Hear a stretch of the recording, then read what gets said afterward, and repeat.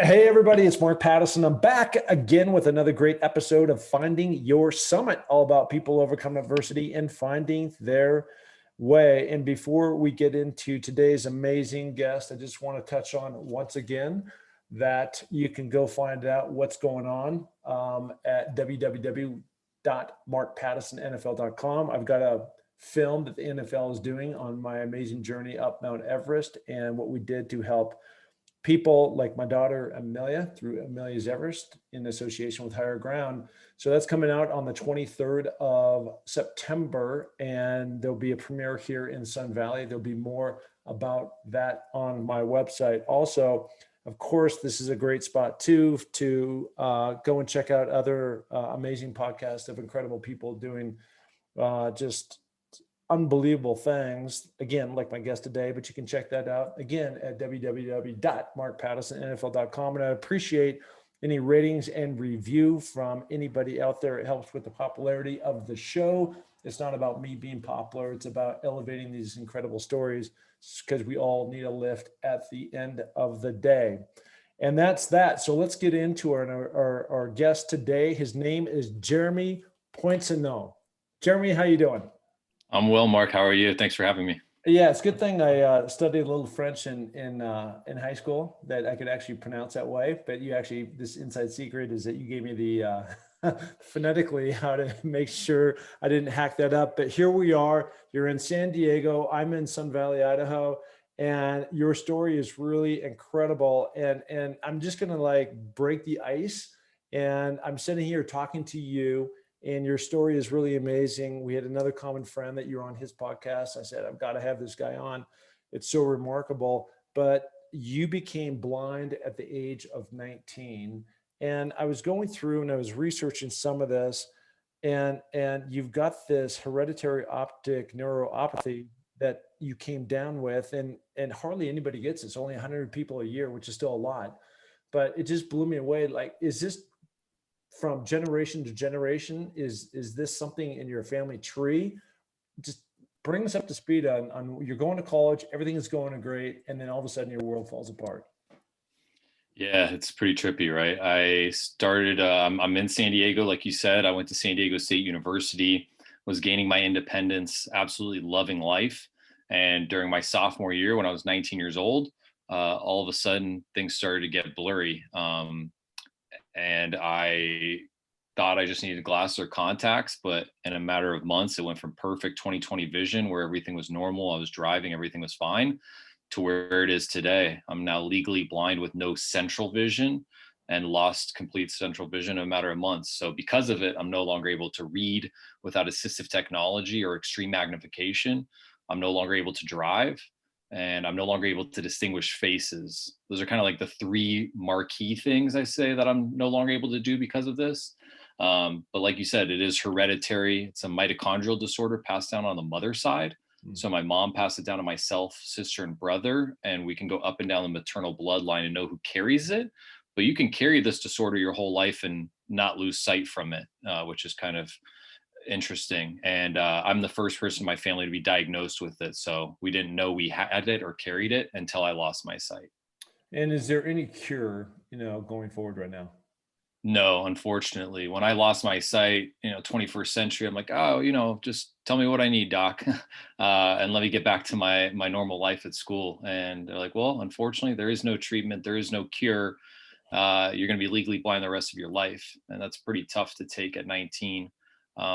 They're progressing on treatments, hopefully finding something, and research is coming along, but there isn't anything currently that is like a quality treatment to prevent this from happening, unfortunately. And you're 29 years old now, is that right? I'm 31. Yeah, I'm 31. 31. It's been 12 years. Yeah. Yeah, so you've been dealing with this for a long time. So, there's a lot to peel back right now. And one of the things that's really amazing about your story is like what you're doing today, and we'll get into that. But so you're 19. I'm trying to go back when I was 19, knucklehead at the University of Washington. I was playing football, and I was in a fraternity. You're in a fraternity. You're going to class. You're seeing pretty girls. I mean, you're doing all the things. Top of the world. Yeah, you're on top of the world. That's like you said. You're gaining your independence. I like the way you put that. And so, what is this like when either the news has come or you are under the reality that this is all downhill and there's no cure and this is, it's a one-way ticket, right? I mean, how do you Yeah. mentally go through that? I think you go through the 5 stages of grief, which I wasn't familiar with when I first lost my sight. Maybe I learned about it in psych class, but memorized it, took an exam, and then forgot about it, as we tend to do in school. But the 5 stages of grief are really real, and they were really real for me during this time.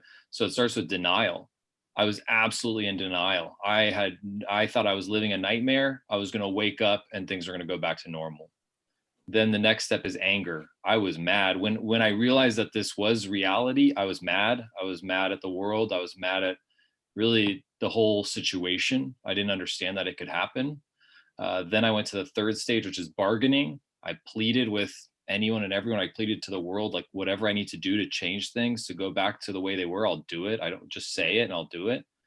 Then I went into the fourth stage, which I think is very real. And we don't talk about it enough, and that's depression. Mm. I was absolutely depressed for a long period of time. I mean, you stripped away my central vision. I'm now legally blind at 19. I was on top of the world. Now I'm not. I was depressed. And then I finally reached the fifth and final stage, and that's acceptance. And research says it takes on average 2 years to go from a traumatic life experience to reaching acceptance. And then it's not perfectly linear, right? I don't go denial, anger, bargaining, depression. I've reached acceptance and I never hit.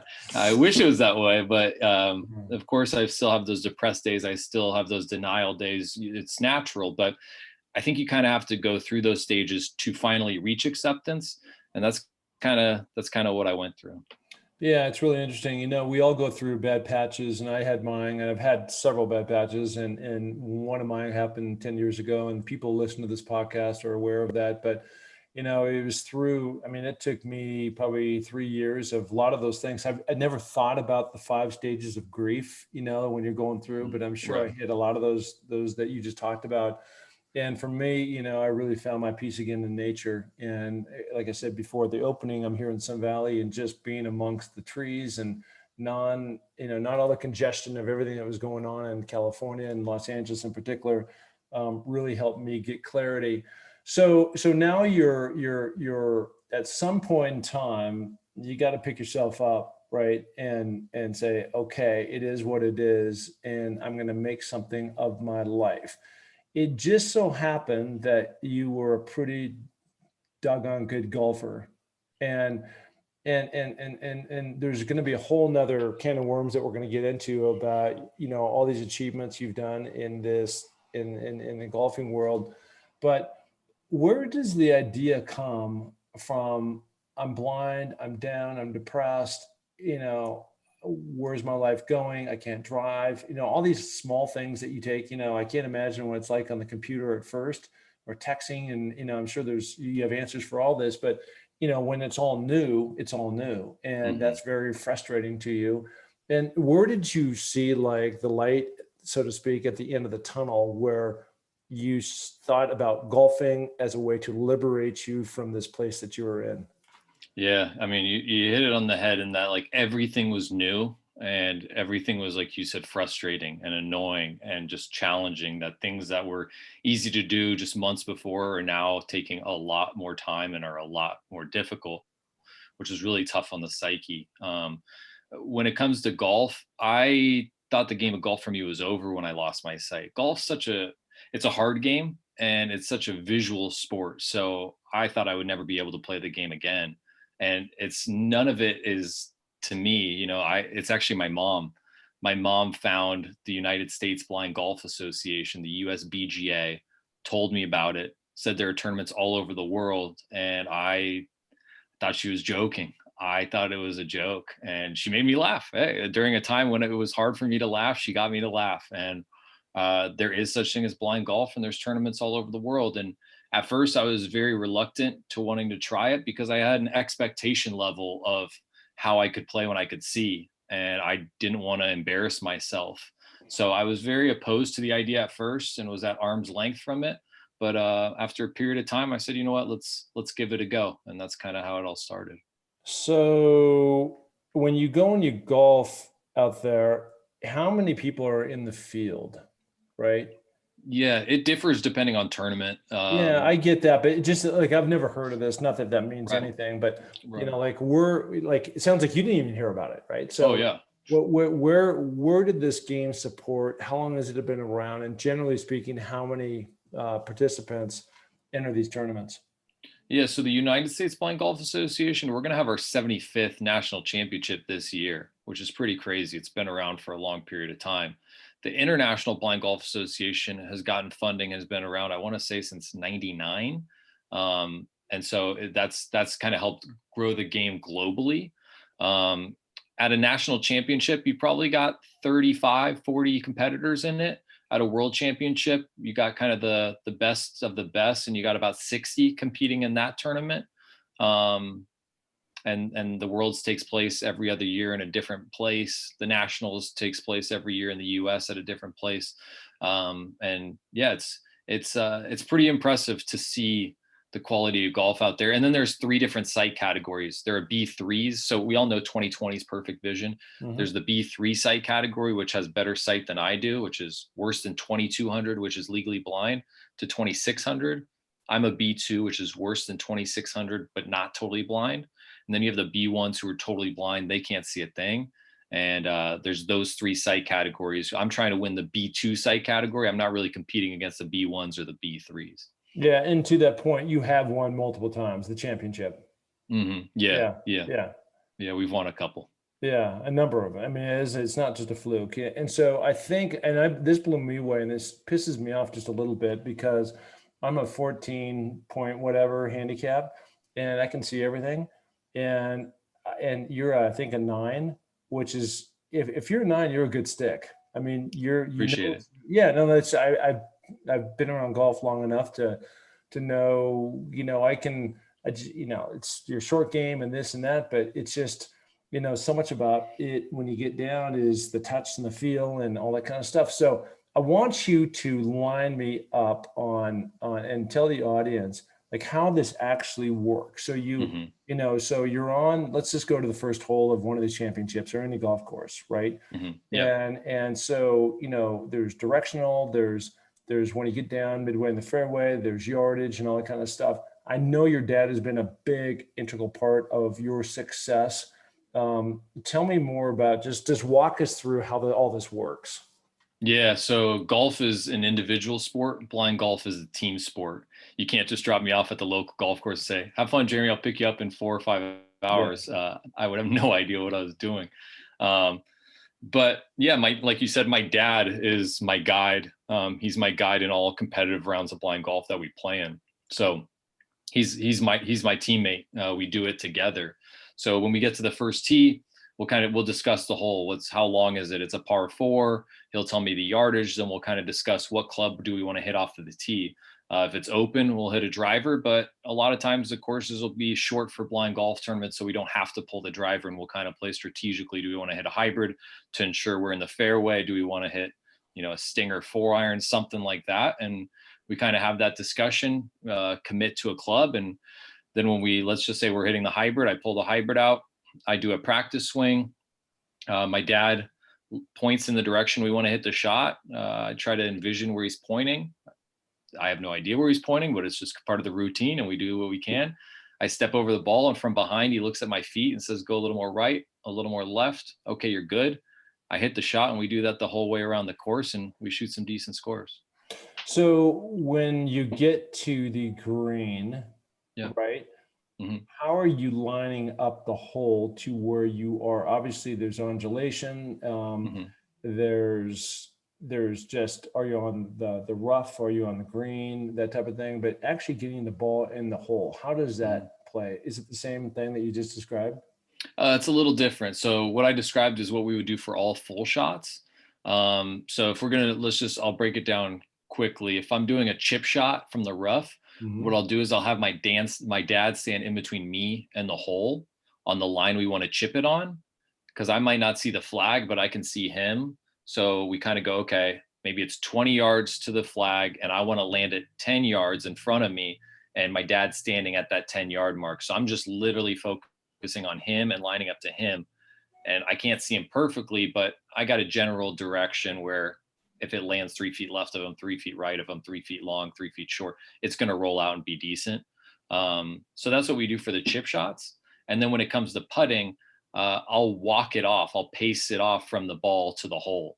So let's just say I pace it off and it's 10 paces. Well, Mm. one pace is about a yard. So it's about 10 paces. That's 30 feet, right? 10 yards, Yep. 30 Yep. feet. So I pace it off and then I'll come back to my dad and say, hey, it feels like it's going uphill.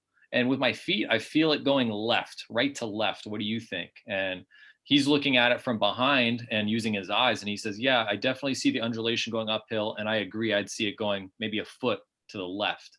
So I'll say, okay, we want to put it 1 foot out of the hole to the right. And he says, yeah. And then I say, okay, it's 10 paces, but it's uphill. What do you want me to play it? And we'll say, based on this slope, I'd like you to play it 12.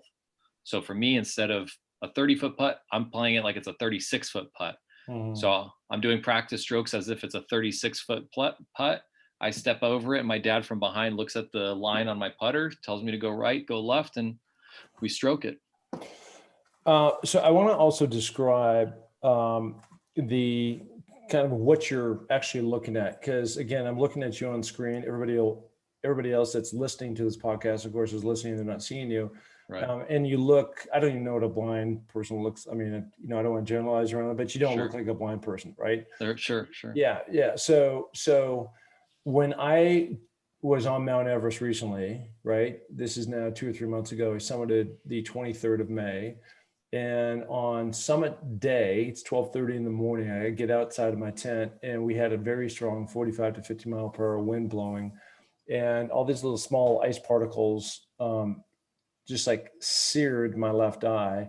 And Unreal. I became snowblind in my left eye. So I had my right vision, didn't have my left, but my depth perception and everything else. And it was like a very opaque vision. I couldn't see necessarily up or down or around, but the whole thing. So I could see it was light out during the day as the day turned from night to morning time and the sun rose and everything. But the way that you were describing it is kind of the same thing, with the exception of you can see on the peripheral, right? So if somebody's standing there, you can see like their shoes, but you just can't see anything. So and that's, I think, what you're describing is what the sensation is, what the reality is for you when you live your day-to-day life. Yeah. I'd say, like, for the listeners out there, put your hands, one hand on top of the other, put them right in front of your face, and look around the room you're in with your hands directly in front of your face like that. That's what my sight's like all the time. And it's comparable to a donut. Let's say I have the donut part. I have the top, the sides, the bottom. I have complete peripheral vision. I'm missing a huge donut hole in the middle. That's completely blurred out. Like you said, it's opaque. I can't see anything through it. And it's just completely blurred out. Crazy. Your dad sounds like just an incredible man, incredible human being. What has that relationship been like for you in terms of your dad, almost a friend, a mentor, and an inspiration? What has that meant for you? It's meant the world to me. I'm lucky to have such a great family, such a great support system. And my dad and I were really good friends growing up. I played golf with him when I was fully sighted from when I was 12 till I was 17, until I went off to college. Every Sunday we had a game together. And some of my friends, their dad was, I don't know, this father figure that you couldn't. I don't know how to describe it, but my dad was someone who, we were buddies, we were friends, we would crack jokes with each other, but there was always that respect level too. And it's pretty cool that growing up we would each play our own golf ball in a match. And now when we're just playing for fun, we'll play our own ball on the weekend. But for these tournaments, we're both focused on my ball, and we get around like that. So it's really cool to have the dynamic of having my dad be a part of every tournament. When we win and I get a golfer champion trophy, he gets a guide champion trophy, and it's really cool to share that bond and that experience with him. On the opposite side of it, there's things that he says on the golf course that I take a lot differently than if you said the exact same wording to me. But I think we can all probably relate to that when it comes to fatherly figure or fathers saying things to us, we take them a lot differently than anyone else. So you're at 31 years old today. What is your life like today? I'm talking about day to day. I'm talking about, your relationships. I'm talking about your occupation. I'm talking Mhm. about your golfing, things like that. Like give me an idea what your life looks like today. Yeah, so I'm married. I have an incredible wife who we started dating probably 9 months after I lost my sight, which is pretty surreal. Like she was a big part of the process of helping me get through to acceptance. Like having someone who believed in me, who could love me when I, to be honest, didn't love myself. I thought I was inferior to everyone else, and she saw the best in me. And we've been together for over 10 years and married now over 3 years. Mm. We have a 9-month-old son, and it's really cool to like just discussing the father son bond my dad and I have, to now have a son of our own, is really cool to have that. I mean, it's a surreal feeling. So it's amazing to be married and have such an incredible wife, to have such an incredible son. And then I golf as often as I can to work on my game and improve at the craft. But as a profession, I'm an inspirational speaker. And I travel the country and the world really sharing my story, but making it relatable to the audience. And my main key takeaway that I want people to get from my presentation is that independence is good, but interdependence is great. And like I said earlier, I was gaining my independence as a 19-year-old sophomore in college. I lost my sight and I was therefore dependent. And I was fearful I was going to be dependent on others the rest of my life. I slowly regained my independence as a legally blind individual. And from that, started to see the power in interdependence. I'm a lot more comfortable now asking others for help than I was when I was 19 years old and fully sighted. And it's funny how in society we put so much, we're so fearful of asking others for help, and we're afraid of what people might think of us. And at the end of the day, a majority of people want to help others. That's what we're here on this planet for. And I'm lucky that I've learned at a young age that it's okay to ask others for help, and I'm all about it. That's a big lesson for me too. It's interesting that you said that because I was bullheaded about ever asking anybody for help, and like everybody's waiting on the sideline, wanting to help you get back in the game of life, and Hmm. whatever struggle you're going through. I know as you were talking about some of the things that they were taken away from you, like driving. My daughter Amelia, she's 22 years old now, goes to the University of Arizona, and she's never driven, and she can't drive because of epilepsy. And we are very hopeful that she's rounding third base, and that she's going to be better. But on the flip side of that, where we live in today's society, technology, to be able to go to your phone and push a button and have a car, pick you up in 15 minutes in front of your house and take you to a restaurant or some other place. Hmm. It's really amazing that there's all these opportunities that people that couldn't do these things, like my daughter or perhaps you years ago, now can tap into these things that make life. You can punch a button on a phone and have Thai food dropped off at your house, right? So Right. you don't have to do all the heavy lifting. And at the same time, in those cases, you're not necessarily asking for help, because of technology allows you not to have to go to Costco, because you can go to Amazon, right? Right. So Right. it's just these different, interesting things that while technology for some people may be seen as a negative thing because people are on their phone too much, on the other Mm. side, it can be very beneficial for people who have challenges on just trying to get from point A to point B.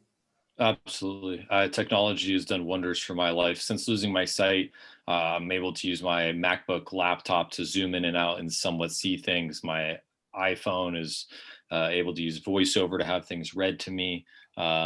When I lost my sight, Uber and Lyft didn't exist. So I had to call a cab or find ways to ask people or fraternity brothers or friends for rides, which is not as easy as just pushing a button and someone's taking you from point A to point B. So Mhm. technology and all these things and how we're progressing with it is helping folks like myself and helping folks like your daughter Amelia. Let's talk about Cure, which is Yeah. your nonprofit that you are fundraising for. Your goal is to raise, I think, at least $1 million. And so tell us more about that. Yeah, so my roommate at the time I lost my sight, Mark, he and I were talking, and we ended up creating a fundraising bike ride to help raise money and awareness to find a cure for LHON, the disorder that caused me to lose my sight. And the Cure Ride is an acronym, stands for Cycling Under Reduced Eyesight. It's a 4-day bike ride from Santa Barbara, California to San Diego. It's 240 miles. It's a tight knit group of my closest friends and fraternity brothers. About 20 to 25 of us do it every year. And we've raised over $350,000 for LH1 research so far. We haven't done the ride due to COVID the last few years, but it's something that, and you might be thinking, how do I get on a bike? Yeah, I'm on the back of a tandem bike. So those cool two-person bikes, I'm on the back. I'm the little engine that could, and absolutely do no steering. And, I'm freaked out while we're going really fast down hills, and I have no brakes. All my trust is in the guy in front. So that's pretty fun. And my buddy, Mark, he's the guy who rides on the front of the tandem with me. So it's just selflessly, it's a really cool experience to raise money and awareness. Selfishly, it's a really fun thing to do every year with a great group of guys to help raise funds for this disorder.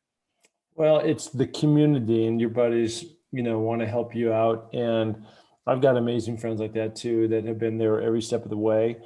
And, when you need it, they step up, and that's the bottom line. And, it's not one of those things where at 31, you're trying to solve the world at 32.